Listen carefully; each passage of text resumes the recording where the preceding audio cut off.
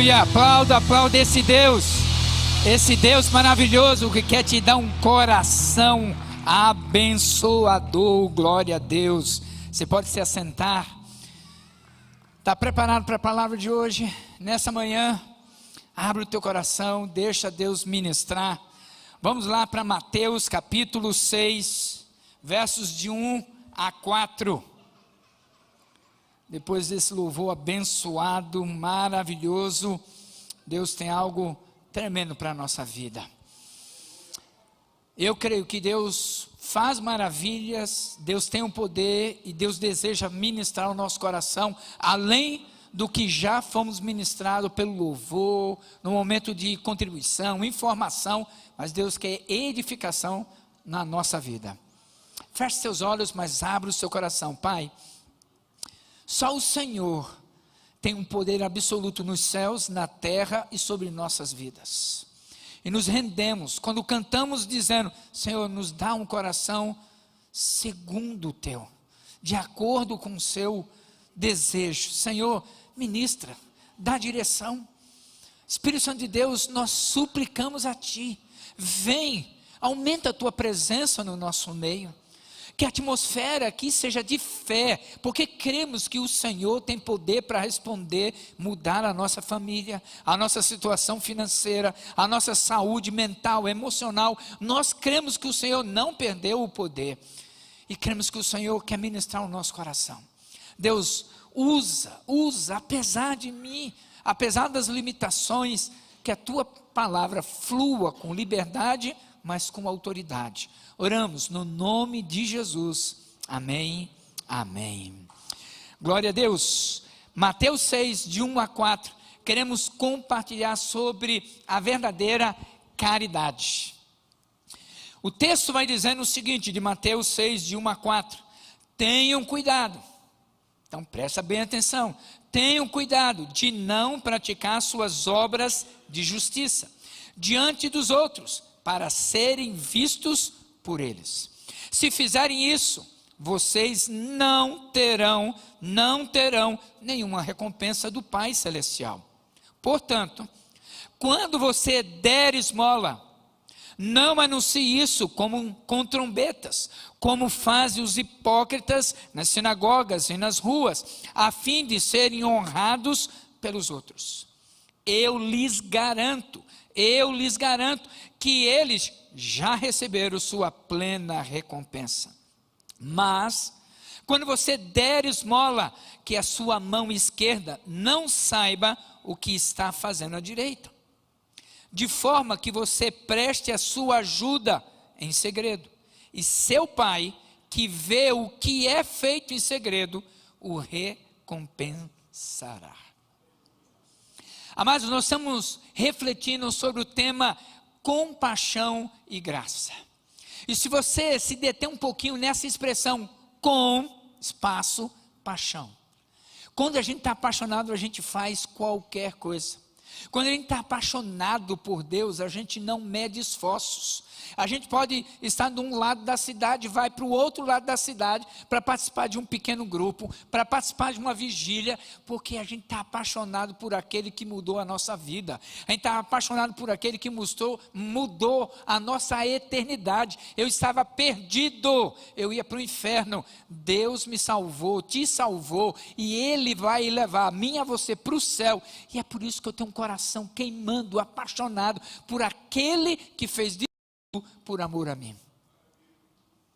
Uma pessoa apaixonada, queridos, ele vai a pé, ele se arrasta, ele vai de qualquer maneira, todos os esforços, ele vai até o último ponto, para que ele possa corresponder com a paixão que ele tem. Mas também fala de compaixão e graça. É um favor que eu e você não merecemos. A graça do Senhor nos alcançou. A graça do Senhor Jesus quebrou as cadeias, as correntes que nos impedia, que era um obstáculo, e Ele nos alcançou. Então, nessa reflexão, domingo passado, por exemplo, foi tal pai, tal filho. Então, imagina aí, Danilo, você está mais parecido com o Pai Celestial hoje do que estava semana passada? E aí, Gilson Braghini, mais parecido com o Pai Celestial hoje do que estava ontem. E aí, quem sabe, Rodrigo, Cláudia, aí mais parecido, mais apaixonado por Deus hoje do que éramos semana passada. Essa reflexão, ela vai tentando trabalhar na nossa vida, porque os nossos momentos, nossos dias são desafiadores, não é verdade? Os capítulos 5, 6 e 7 de Mateus, ele vai retratando, vai trabalhando o ensino de Jesus sobre o Sermão do Monte. E uma das palavras ou das expressões mais utilizadas é a palavra bem-aventurado, ou feliz é o homem, ou abençoado é aquele que... Ele vai usando essa expressão para tentar nos ensinar algo precioso. Ele vai dizendo, olha, bem-aventurados são os pobres de espírito, porque herdarão o reino do céu. Bem-aventurado, feliz aquele que é manso, porque herdarão a terra. Felizes são aqueles que são pacificadores. Felizes são aqueles que são puros de coração. E ele vai citando, porque Jesus tem um propósito de ensinar a mim e a você como devemos viver num mundo em caos. Um mundo em caos.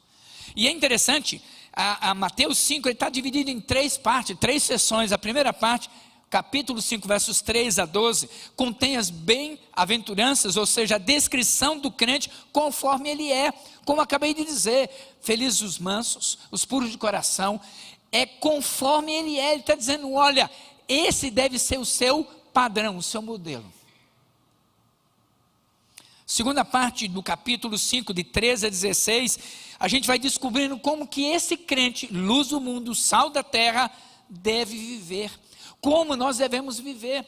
E a terceira parte aqui do capítulo 5, ele vai abordando a relação do crente com a lei de Deus. E Deus vai dizendo, ó, não seja como os hipócritas, fariseus e escribas. Ouviste que foi dito, eu porém vos digo. Os fariseus dos nossos dias é mais ou menos assim. Eu falo, Adriano, ó, nós temos que orar, mas eu não oro, você ora. Eu vou pedindo para você jejuar, mas eu não jejuo. Eu vou pedindo para você ler a Bíblia toda em um ano, mas eu não leio.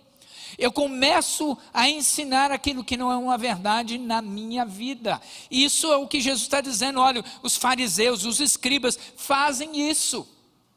Não sejam hipócritas como eles. E eu pergunto para você, como você se vê daqui a 5 anos? Como você consegue se enxergar daqui a 5 anos?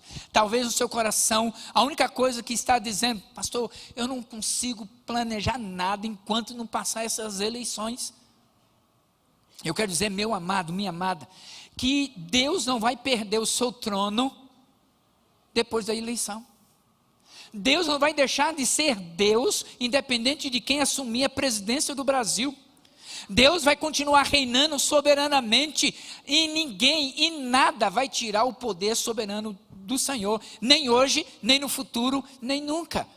Essa deve ser a minha e a sua esperança. Eu sei em quem tenho crido e Ele é poderoso para fazer infinitamente mais do que pensamos ou sentimos.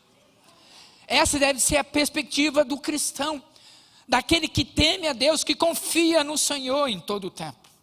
Hoje em dia nós temos 3 grandes desafios para a nossa intimidade com Deus, para o nosso crescimento espiritual. E são eles, o entretenimento, o conforto e a ociosidade. Quando eu digo entretenimento, é que o mundo de hoje, né, nosso menu de filmes lá da Netflix ou de seja a rede que for, você está cansado, você ralou, não, eu quero pelo menos relaxar um pouco, eu tenho direito, eu ralei tanto, eu preciso descansar um pouco. Esse é um grande desafio do entretenimento. Eu preciso descansar um pouco, eu preciso mudar, eu trabalhei demais. Segundo desafio é o conforto. Eu ralo tanto, eu trabalho tanto, eu preciso trocar um celular melhor, trocar de carro. Nada disso está errado, mas quando eu coloco isso acima, à frente da minha intimidade, da minha caminhada com Deus, isso é um grande problema. E ociosidade, porque muitas vezes o que eu mais quero é colocar meu pé sobre a mesa, tomar um café e não fazer nada. Eu não sei você, mas às vezes eu luto e falo assim, Deus, hoje eu não quero ir na igreja não. Ele diz, não, você tem que ir, você que vai pregar. Eu falei, tá bom, Deus. Sabe, tem dias que é difícil para você e para mim levantar e dizer, Deus, se o Senhor não for comigo hoje, a coisa vai ficar feia. Tem dias, eu sei disso.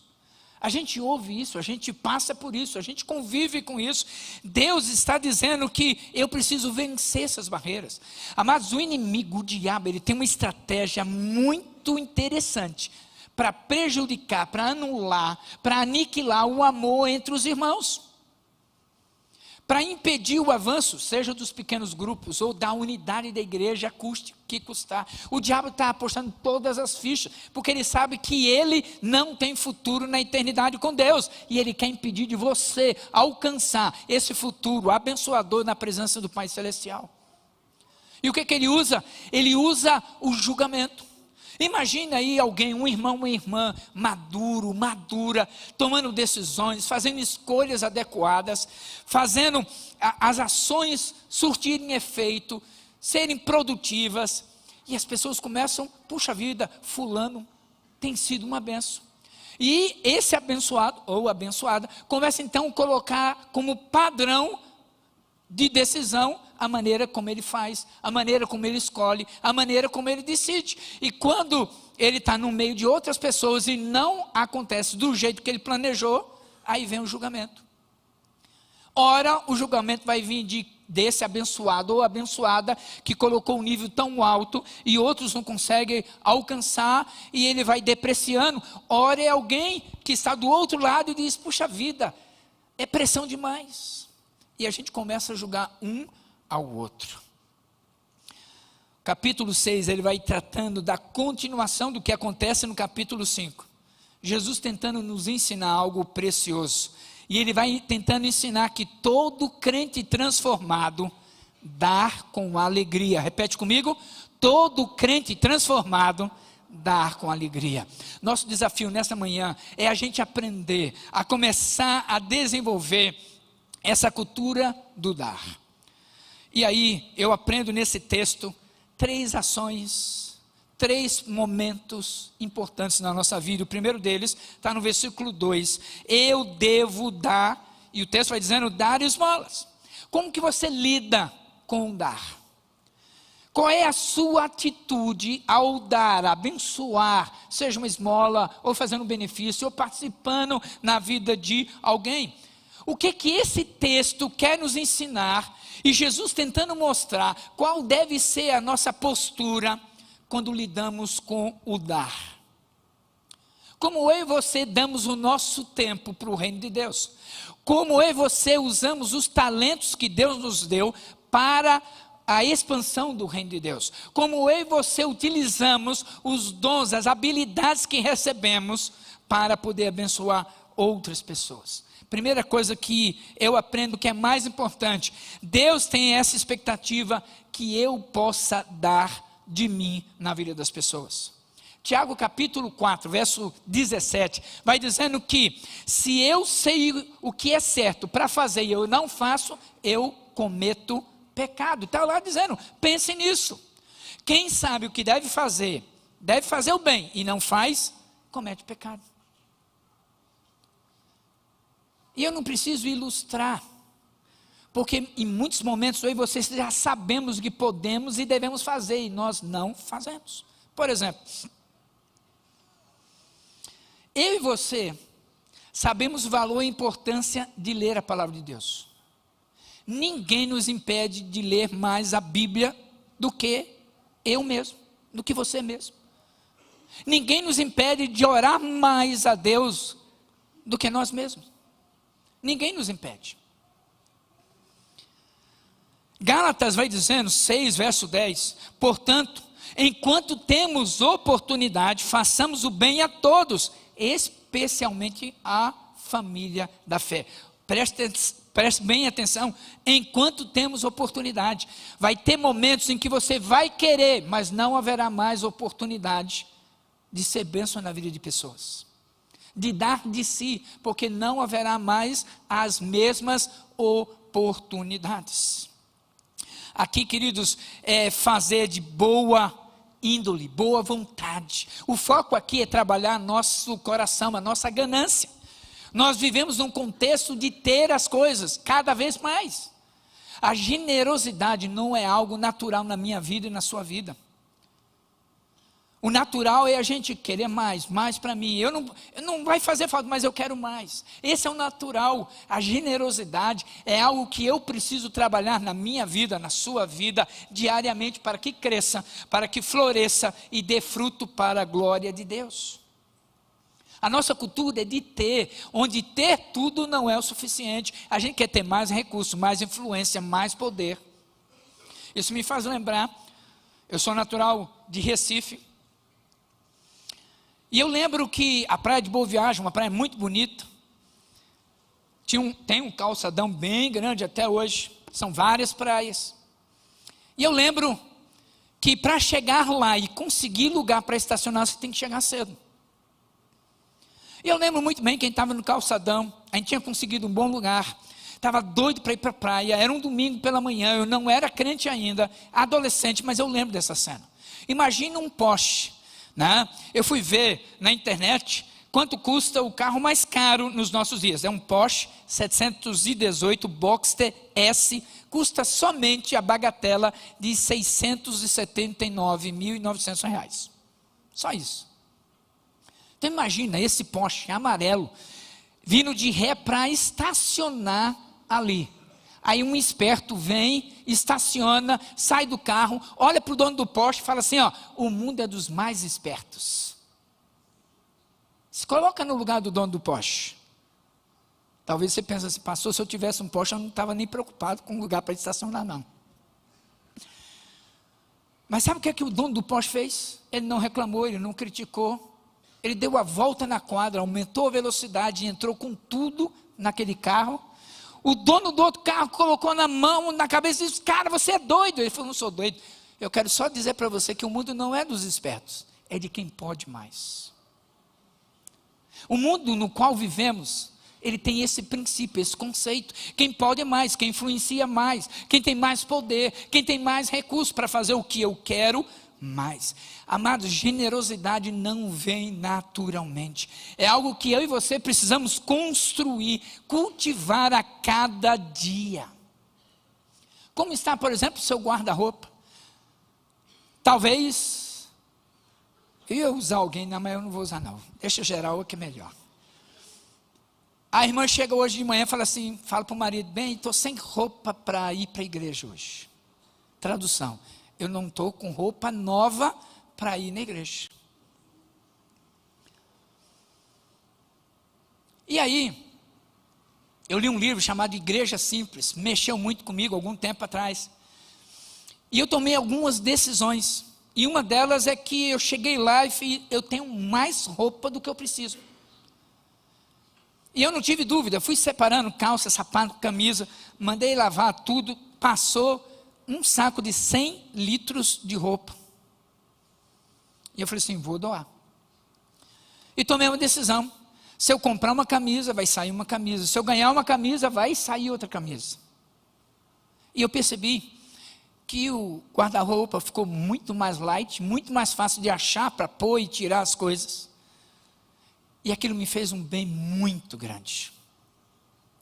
Muito grande. Minha esposa, depois de alguns meses, percebeu o quanto foi bom para mim. Ela falou, eu vou fazer. Ela reuniu 3 sacos. Fez a mesma coisa. Por que vocês estão rindo? Sabe, queridos, a generosidade não vem naturalmente. Eu preciso começar a trabalhar, cultivar isso, para abençoar a vida de outras pessoas. Às vezes eu vou abençoar, sim, com uma roupa, com um alimento, às vezes é com um tempo precioso para mim. Você está cansado, você não vê a hora de chegar em casa e descansar, o telefone toca e fala assim, preciso da sua ajuda. Eu lembro muito bem que o pastor Capelletti, Paulo Capelletti, uma vez estava evangelizando um grupo específico, travestis, lá em São Paulo, ali na Ipiranga com São João, e ele dava o cartãozinho e falou, se você quiser mudar de vida, liga para a gente. E um belo dia, um desses ligou. Era 3, 4 horas da manhã. E aí, alô, quem fala? Rapaz, são 3 horas da manhã. E aí eu vou chamar de João aqui. O João que liga. Pastor Paulo, é o João. Eu quero mudar de vida, eu não aguento mais essa vida. E aí ele desliga, ó, vai lá em frente da Casa Amarela que eles têm lá, esqueci o nome que eles dão. Vai para lá que estou indo para lá. E o Paulo Capelletti acorda e vai dizer, mas Espírito Santo, 3 horas da manhã, o senhor não podia converter ele às 9 da manhã? Tinha que ser de madrugada, eu queria dormir, Jesus. A esposa, bem, com quem que você está brigando? Ele falou, com o Espírito Santo, tem que fazer isso logo agora de madrugada. Às vezes, queridos, Deus quer te usar justamente de madrugada. Eu lembro uma vez, hoje ele é líder, na época não, mas ele ligou, mais ou menos 3 da manhã. Falei, Jesus, 3 da manhã, a gente vai lá para socorrer. Aí chegamos lá, o abençoado disse assim, não pastor, eu só queria saber se o senhor viria aqui mesmo. Ele falou, meu amado, fica tranquilo, um dia você vai ser líder, e alguém vai te chamar às 3 horas da manhã, e dessa vez vai ser de verdade. Aí alguns meses, esse abençoado ligou e falou, pastor, que boca que o senhor tem.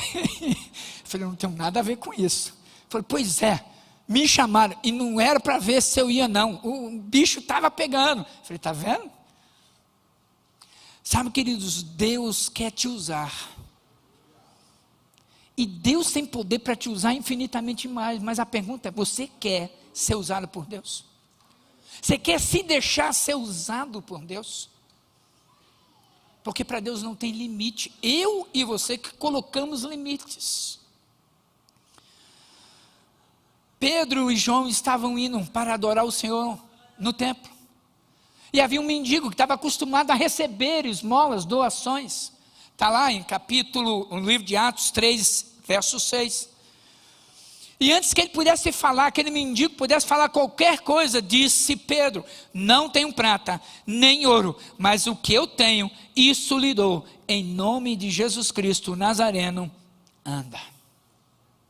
E se você continuar lendo o texto, você vai ver que aquele que estava lá, se levantou e começou a andar. E a primeira coisa que ele quis fazer foi entrar no templo, adorar o Senhor, agradecer por aquela bênção que era muito maior do que qualquer dinheiro que ele iria receber. Ele poderia receber o dinheiro, mas a bênção que ele recebeu ia dar condições para ele trabalhar, ganhar mais e poder abençoar outras pessoas. A pergunta é, o que você tem para dar e abençoar a vida de outras pessoas hoje? Segunda coisa que eu vou aprendendo, a primeira é, eu devo dar.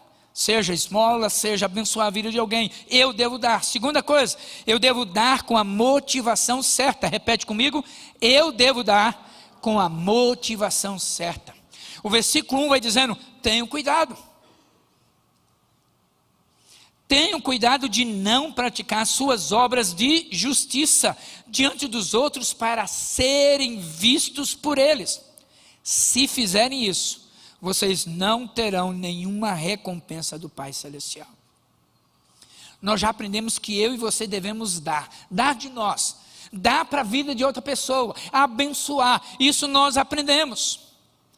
Aprendemos que devemos dar, mas por que eu devo dar? Você vai dar porque você é constrangido?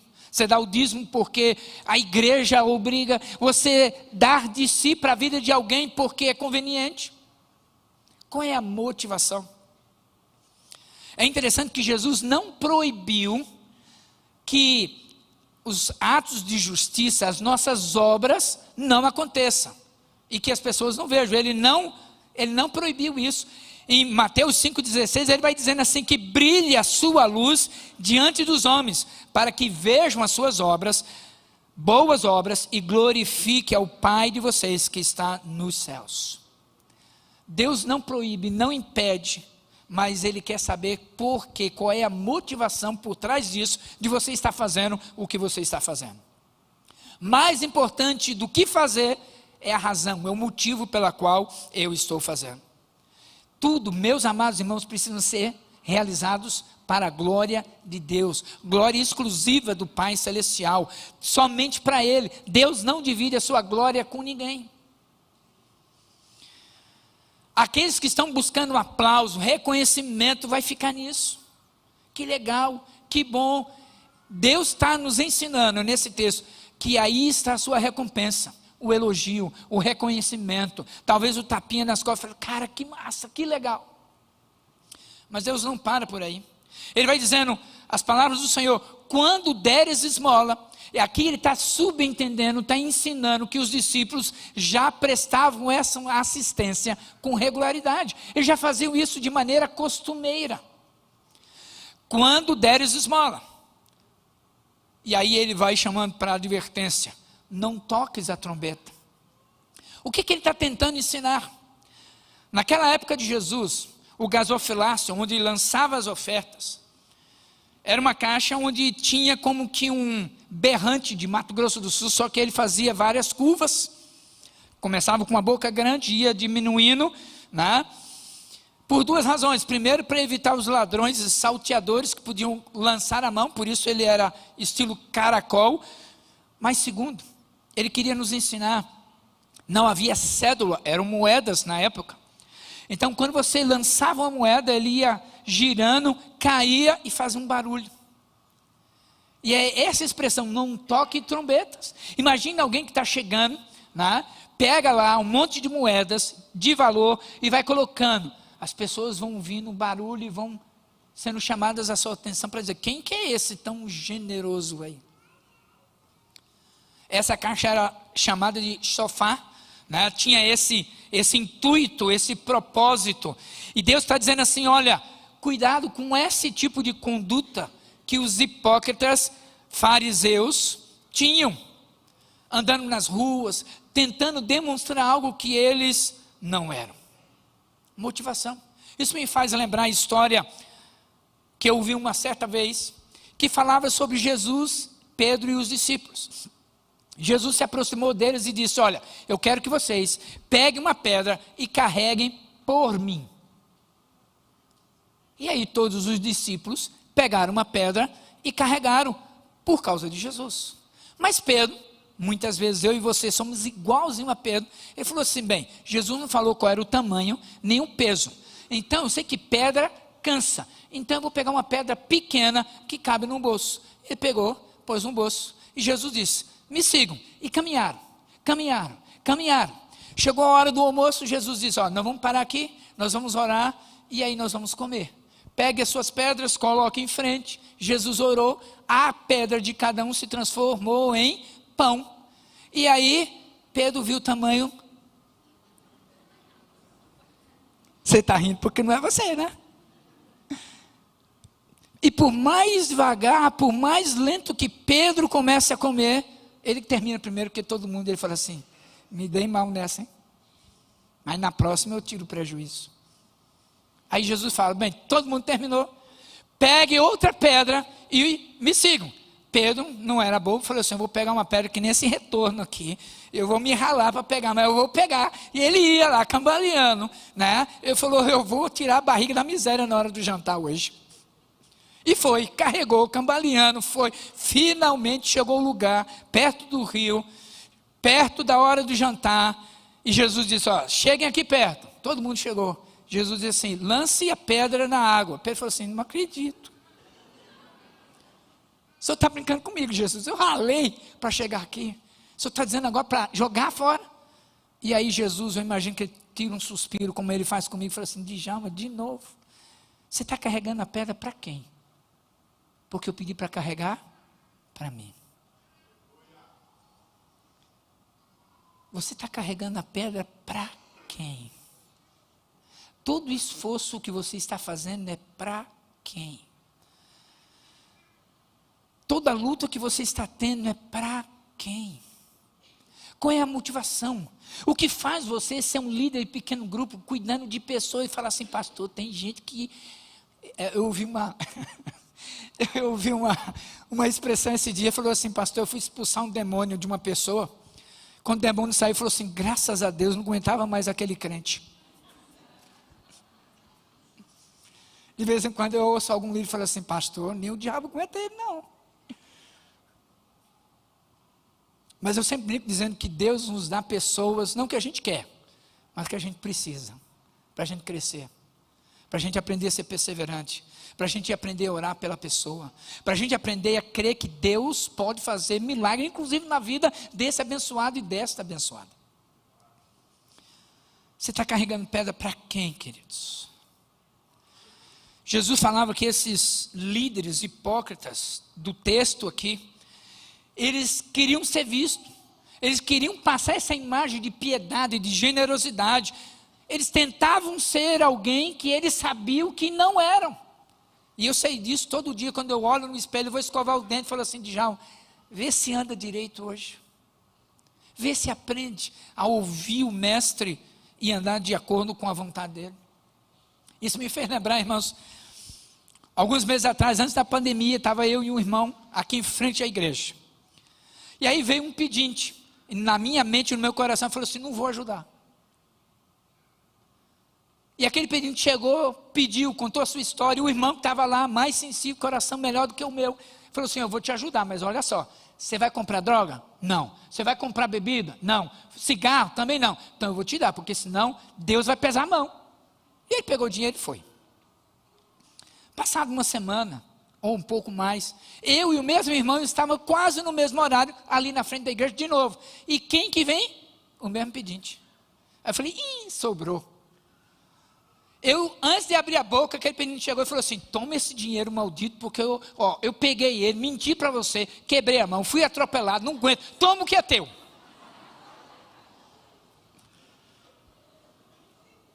Quem anda com Jesus é assim. E eu falei assim: puxa vida, hein?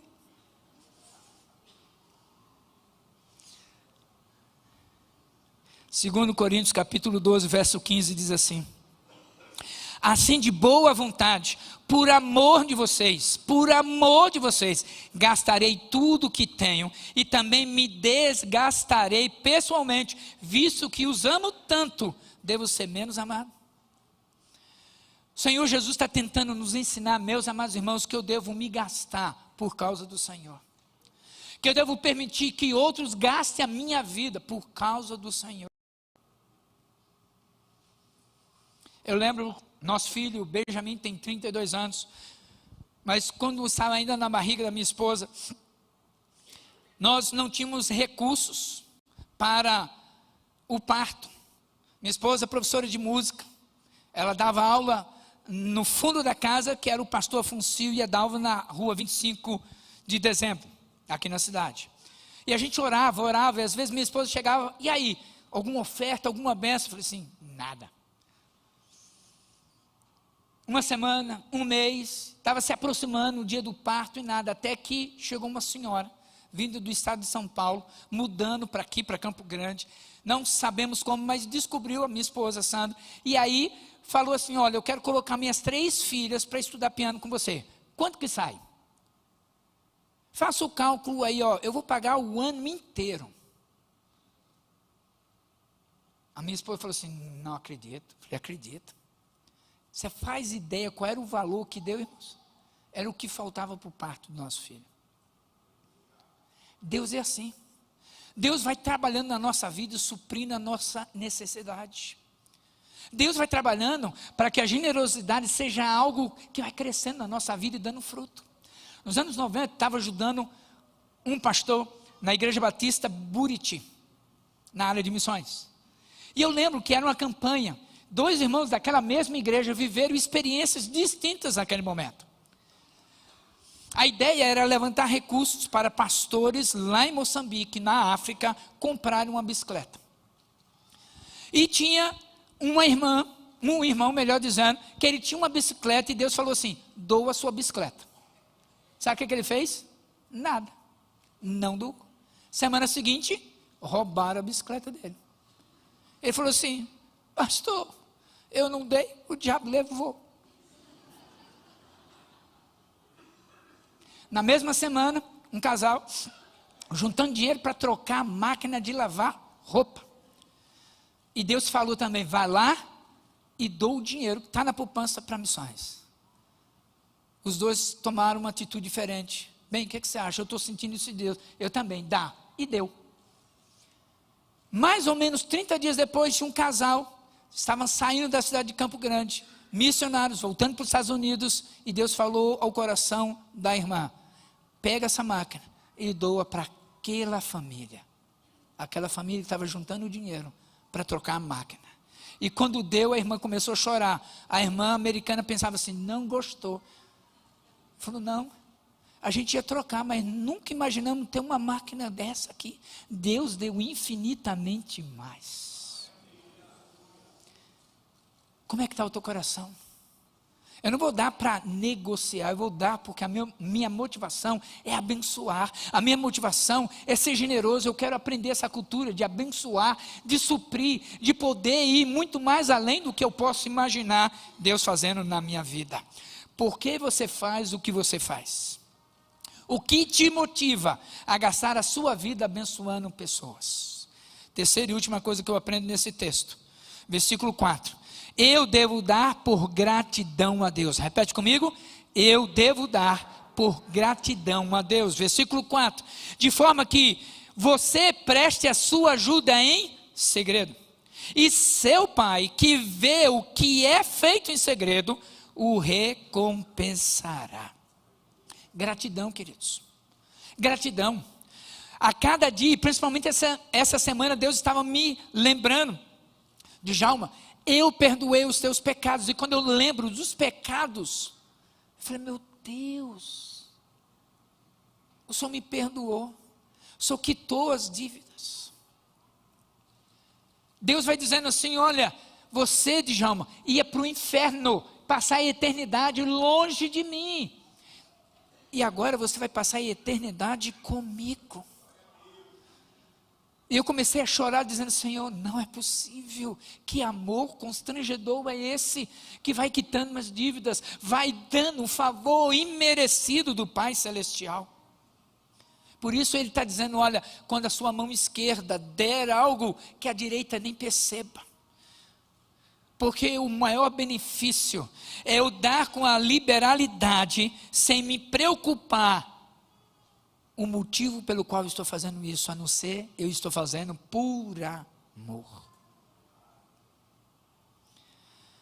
Quando eu começo a pensar e lembrar disso, amados irmãos, eu imagino que Deus, a cada dia é mais e mais extraordinário. Ele vai ensinando que eu não devo chamar para mim a atenção.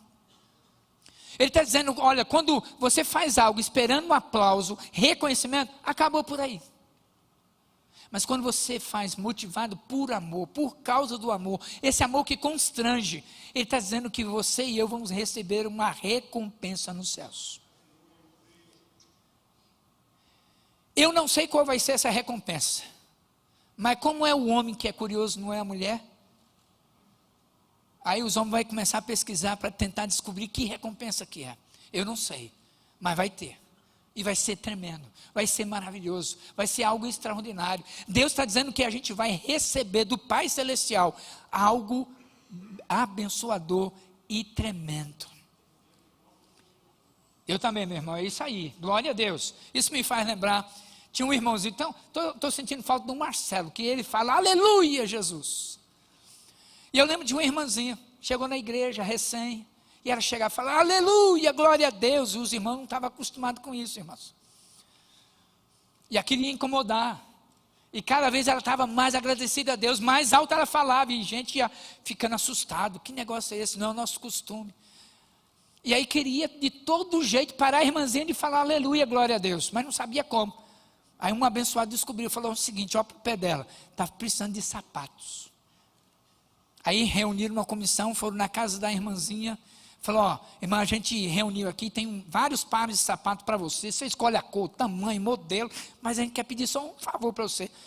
Irmã, não precisa ficar falando aleluia, glória a Deus. Daí ela recebeu o presente e tal, ficou pensando. Chegou domingo, todo mundo curioso. O que é que vai acontecer? Vai falar, não vai falar? Aí acabou o culto, a irmãzinha quietinha. Segundo culto, ela quietinha. Terceiro culto, ela falou assim: com sapato, sem sapato. Glória a Deus, Jesus. Amados, aleluia, é para a gente transformada. É para gente que já viu o significado do sangue do Cordeiro, que te tirou das trevas, da perdição e te colocou no lugar em que o diabo não pode te tirar. O diabo sabe que quando a gente vai cantando e vai dizendo: Senhor, é pela tua graça, é pela tua misericórdia, é pela tua bondade. Mas Deus usa até o diabo para fazer a vontade dele. Uma outra irmã, abençoada, ela gostava de abençoar, de ser generosa, numa dificuldade, abria a geladeira, era só água gelada, você podia escolher qual garrafa,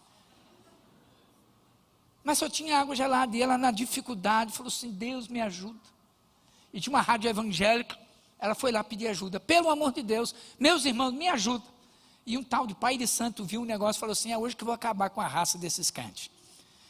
Pediu para 3 servos, falou: não pega uma cesta básica não, pega um negócio turbinado, leva lá e diz quem mandou. E foram, chegaram lá e a irmã abriu a porta, recebeu com alegria, e você sabe quem é curioso é homem, não é mulher. Ela não perguntou quem deu, de onde veio, ela só encheu todos os armários, a mesa, colocou embaixo, e aqueles homens: rapaz, ela não vai perguntar. Terminaram, já estava saindo, já estava na porta, falou: minha senhora, só não tem curiosidade de saber quem mandou esse trem? Falou: meu filho, é o seguinte, eu pedi para Deus, e quando Deus manda, até o diabo obedece. Esse é o nosso Deus, queridos.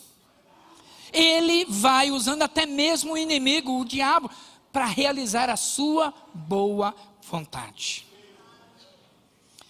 1 Coríntios 13, verso 3 diz assim: se eu der tudo o que possuo aos pobres e entregar meu corpo às chamas, mas não tiver amor, nada ganho. Sabe por quê? Eu aprendo nesse texto que eu preciso dar com a motivação certa, e eu preciso dar com gratidão a Deus, porque quando eu abençoo a vida de alguém sem saber quem está doando, essa pessoa vai ficar tão grata, tão feliz, e vai dizer: Deus abençoa a pessoa que fez isso, tão generosa. E Deus vai abençoar quem? A pessoa que fez essa generosidade. Deus quer isso, que você seja bênção na vida de muita gente. Deus quer que você seja instrumento poderoso de transformação, porque quem anda com Jesus, quem é crente transformado, aprende a dar com alegria. Preste atenção nesse vídeo, um vídeo simples, mas várias vezes que eu vi, eu falo assim: Deus, eu preciso ter um coração igual a este homem. Então preste atenção e acompanhe este vídeo.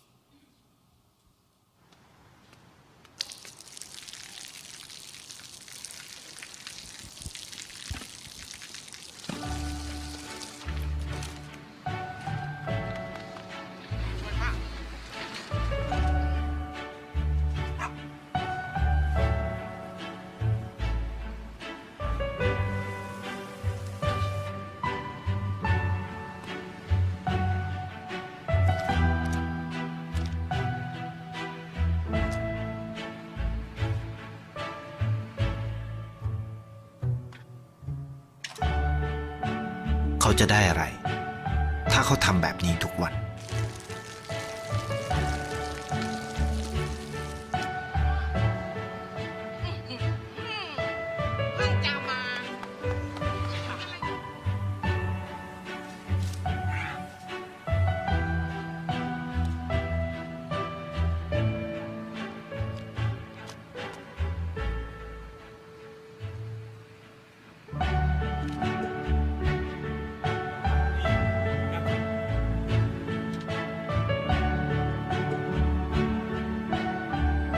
เขาจะไม่ได้อะไรเลยไม่ได้รวยขึ้นไม่ได้ออกทีวีไม่มีใครรู้จักไม่ได้มีชื่อเสียงที่มากขึ้น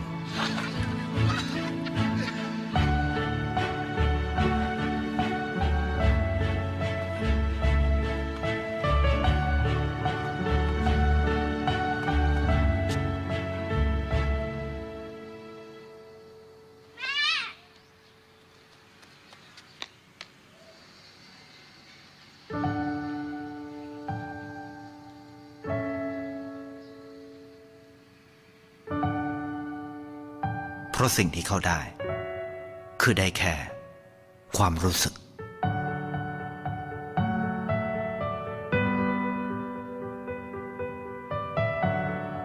ได้เห็นความสุข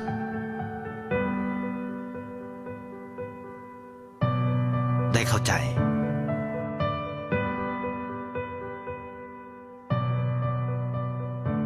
ได้ความรักได้ในสิ่งที่เงินซื้อไม่ได้ได้โลกที่สวยงามกว่าเดิม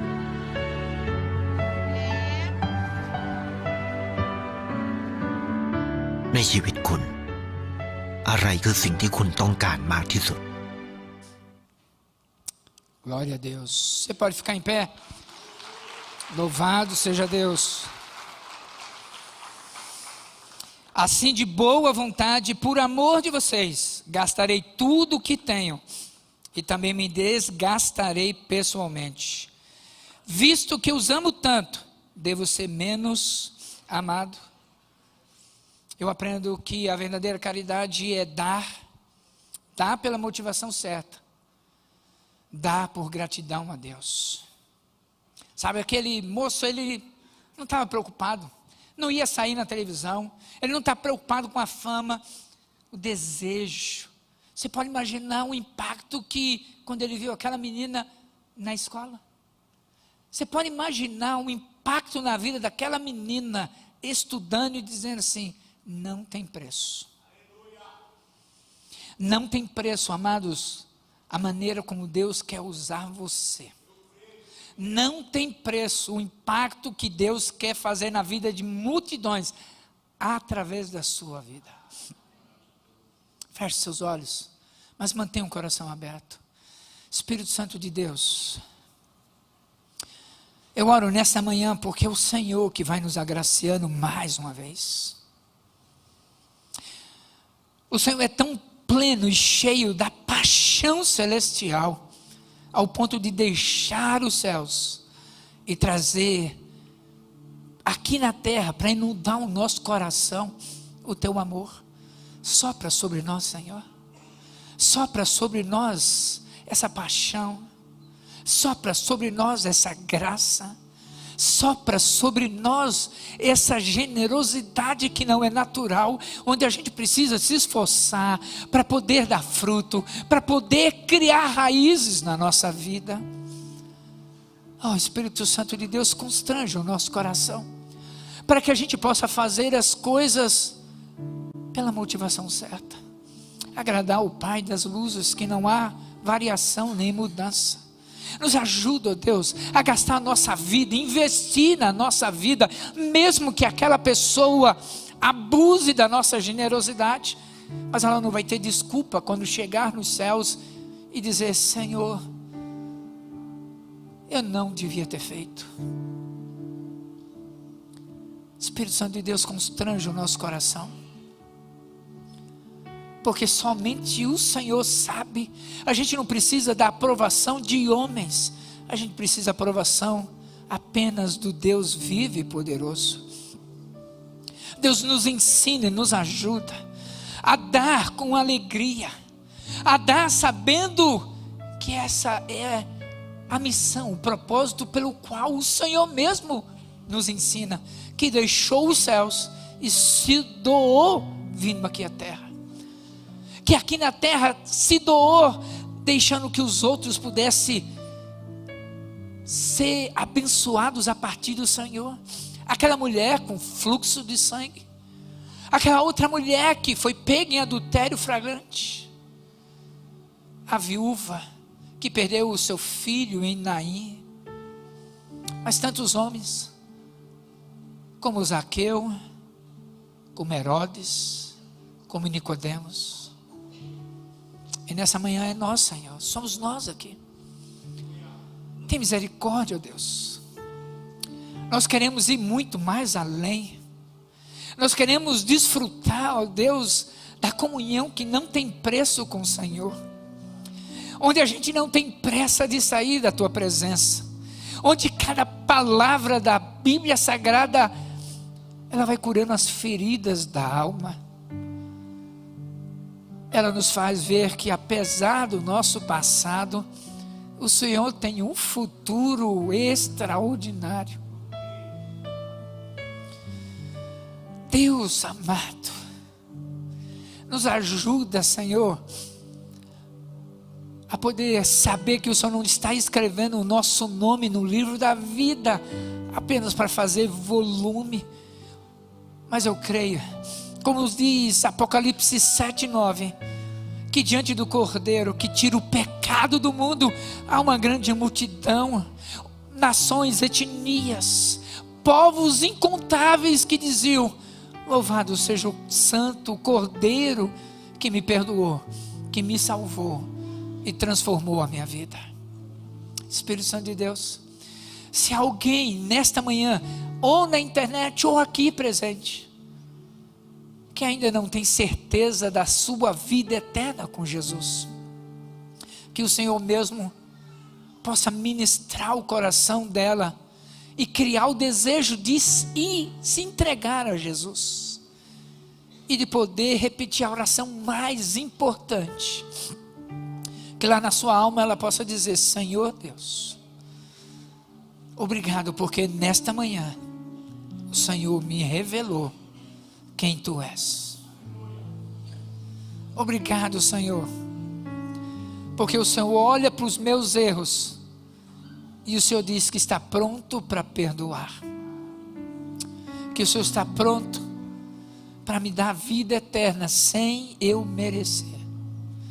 Espírito Santo de Deus, escreve esse nome no livro da vida, coloca no seu coração a convicção que o Senhor é o seu pastor e nada lhe faltará. Espírito Santo de Deus, que a pessoa possa aprender que esta comunidade de fé, esta igreja, está pronta para ajudá-la a crescer na fé, a conhecer quem é Jesus, a trazer cura para a alma, para a mente, para o dia a dia da sua vida. Espírito Santo de Deus, que haja fome de te conhecer no seu coração,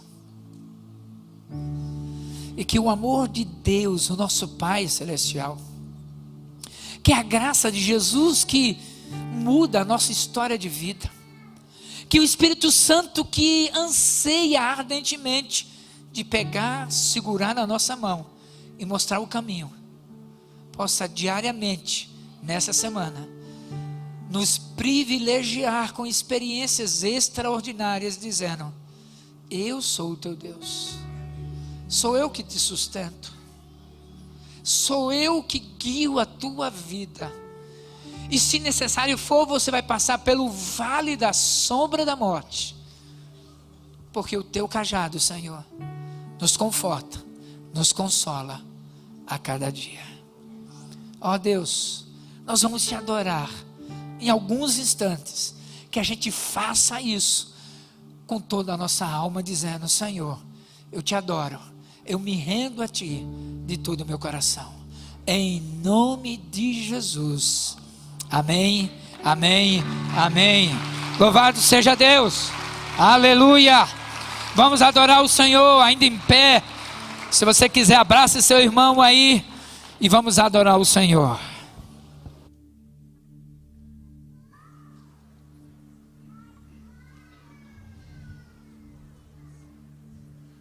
Vamos declarar que nós somos totalmente dependentes do nosso Jesus.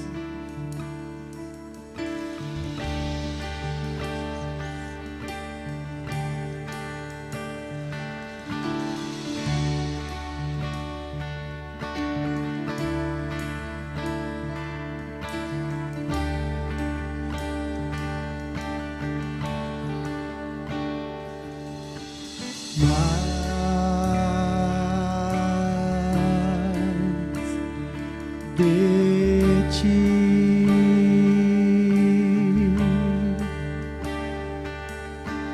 mais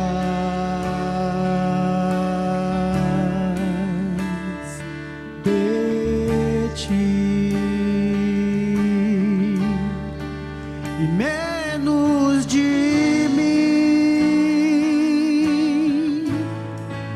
e menos de mim,